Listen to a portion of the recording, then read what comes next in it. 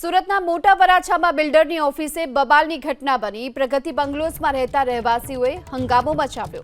મનપાની team સોસાયટીનો gate તોડવા માટે આવતા લોકોમાં રોષ જોવા મળ્યો। બિલ્ડર પણ કોઈ જવાબ ન આપતા હોવાનો સ્થાનિકોએ આરોપ લગાવ્યો છે।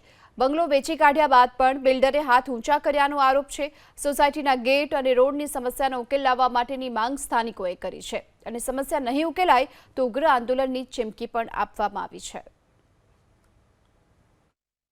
અમારે રોડ રસ્તા બધું હતું, ગજેબો હતો, ગાર્ડન હતું। પછી હવે એસએમસી વાળા પાડવા આવે છે તો બિલ્ડર લોકો એમ કે છે એસએમસી વાળાને મળો, એસએમસી વાળા એમ કે છે બિલ્ડર લોકોને મળો। તો અમારે ક્યાં જવાનું નાના માણસોને? સોસાયટીને 2 વર્ષ થયા છે, 2 વર્ષથી આ લોચામાં ચાલે છે। બધાએ પૈસા ભરી દીધા છે એટલે હવે બિલ્ડર હાથ ઊંચા કરી દે છે, અમે કાંઈ નહીં કરીએ।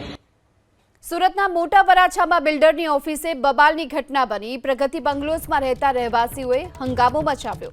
મનપાની ટીમ સોસાયટીનો ગેટ તોડવા માટે આવતા લોકોમાં રોષ જોવા મળ્યો। બિલ્ડર પણ કોઈ જવાબ ન આપતા હોવાનો સ્થાનિકોએ આરોપ લગાવ્યો છે।